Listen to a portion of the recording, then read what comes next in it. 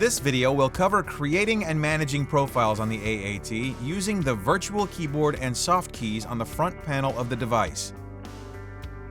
Keep in mind that while it's possible to fully operate the AAT using only the front panel, it's generally more efficient to create and manage profiles using the web interface and a laptop or tablet computer. If you are using the AAT for the first time or have recently erased all of the profiles from the device, when you choose Select Site from the main menu, the horizontal display shows No Profiles Exist and the soft keys show New and Menu only. To create a new profile, select the New soft key and the AAT will go into data entry mode for creating a new profile. If one or more sites exist, you can select the specific site that you wish to add a profile to. Or if you will be creating a new site, simply select any site or all and press the New soft key. Be sure to select the From Blank option to create a new profile from scratch. For our example, we will assume that this is the first profile on the AAT. Essentially, the process is identical to what we would encounter if we chose the From Blank option when selecting New on an existing profile.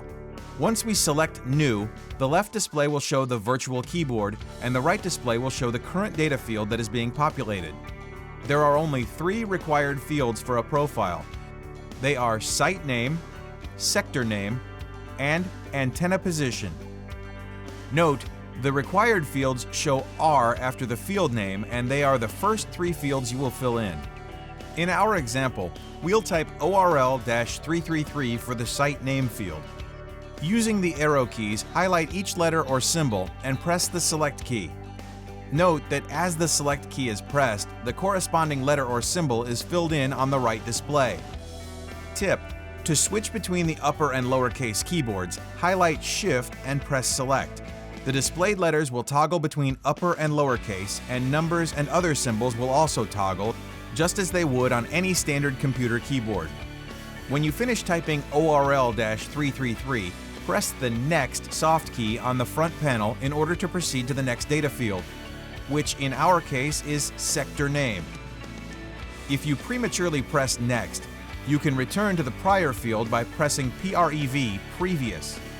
Tip: if you press the Done soft key before completing data entry for all of the desired fields, you can simply choose Cancel from the pop-up menu in order to return to data entry mode. For the sector name field, type Alpha and then press Next. For the antenna position field, type A1 and then press Next. For azimuth, enter 0.0 and then press Next. Notice that when you are typing into any field that only allows numerical values, invalid keys are struck through with a dash as shown in the video. For mechanical down tilt, enter 1.0 and then press Next.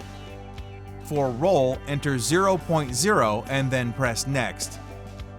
For our example, we will stop here, but you should always fill out profiles as completely as possible, since the reports will be much more complete when all details are provided.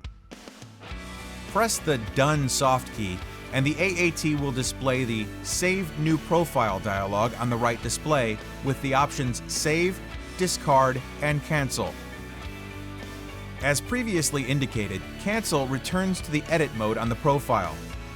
Save will save the current profile, and Discard will discard it and return to the previously selected profile or the No Profiles Exist screen if no profiles are currently stored on the AAT. To continue with our example, we'll highlight Save and then press Select. The right display is updated to indicate that the profile is being saved, and when complete, the displays are updated to reflect the newly created profile. On the left display, you can see the target values we entered, and on the right display, site, sector, and antenna position are shown. If we press the down arrow key, we can scroll through all of the profile fields. However, since we did not enter any additional data for this example, we'll skip that for now and proceed to creating the next profile. As you can see, creating profiles using the front keypad is nowhere near as efficient as using a computer and the built-in website on the AAT. However, it can be done if necessary, and the process has been further streamlined by allowing profiles to be cloned from existing profiles, eliminating most of the data entry required when creating a profile from scratch. Let's see that process now. With the ORL-333 Alpha profile selected, you should see the New, M menu, and Delete soft keys on the bottom of the right display. As you might suspect, Menu will simply return you to the main menu of the AAT, while Delete will allow you to delete the currently selected profile. New, on the other hand, will allow you to create a new profile on the same site, in this case, the ORL-333 site. When you press New, you are presented with the New Profile pop-up, which has three options: Clone, From Blank, and Cancel. Cancel simply cancels the current action and will return you to the profile screen. From Blank will allow you to create a new profile from an entirely blank form, similar to the process shown earlier in this video. Clone, however, will pre-populate the data fields in the new profile with the values from the currently selected profile. This will save time when creating a new profile, as only the values that are different, usually sector, azimuth, and sometimes antenna position, need to be updated.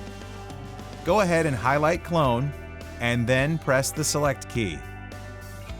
Site name is displayed and currently shows ORL-333. Since we do not need to change this value, simply press the Next soft key. Sector name currently shows Alpha, and we need to change that to Beta. So highlight Backspace on the virtual keypad and press Select multiple times until Alpha has been erased, and then type in Beta. When you're done, press Next to advance to Antenna Position. For the purposes of this example, let's go ahead and change antenna position from A1 to B1. Using Backspace, delete A1 and type B1, and then press Next. For azimuth, let's change that value to 120, a typical value in a 0-120-240 site. Once you've made this change, go ahead and press Done, then highlight Save and press Select. Congratulations! You've just created the Beta sector profile, only having changed 3 of the fields while retaining the values of all the other fields. As you can see, this feature can save quite a bit of time when creating new profiles from the keypad. It is important to note that the content of each of the fields in a profile is up to you and your customer, and typically the values used come directly from the documentation package supplied by your customer. In other words, customers like AT&T, Verizon, or Sprint will provide the values that you would use to identify the site, sector, and antenna position. With that in mind, let's spend a little time looking at some values which are typical of what you might encounter in your day-to-day work. Remember, these are just examples of what you might see in the field. When you build profiles, the site name typically identifies the geographic area where the site is located. For example, you might use TYS-250 for a Knoxville-based site, or ORL-115 for an Orlando-based site. In some cases, the site name might use the nearest airport code, such as TYS for Knoxville, Tennessee Airport, or MCO for the Orlando, Florida Airport. Sector naming is normally Alpha, Beta, Gamma, and sometimes might be as simple as 1, 2, 3, or A, B, C, or G. Predominantly, however, Alpha, Beta, and Gamma are the ones most often used. The last of the required fields for identifying an antenna is the Antenna Position field. This field is normally the most variable format of the 3 required fields, not only changing between carriers, but in many cases, regions or other geographic boundaries. For example, some may number them 1 to 3 when you're standing behind the antenna, and others may number them 1 to 3 when standing in front of the antenna. Other common values are LTE-1, UMTS-1, GSM-1, GSM-2, etc. You need to clarify these identification schemes with your customer to ensure that the antennas are properly identified and that accurate information will be displayed on the reports. By doing so, the reports generated by the AAT will readily map directly to the documentation package supplied by the customer for direct submittal into audit or site closeout reports, making it much easier for everyone to be on the same page when reviewing the captured data. This concludes the video on creating and managing profiles using the AAT's virtual keypad and soft keys. If you've not already done so, go ahead and create one or more sites along with their required sectors and continue with the video on selecting sites and performing captures for additional instructions on using the AAT.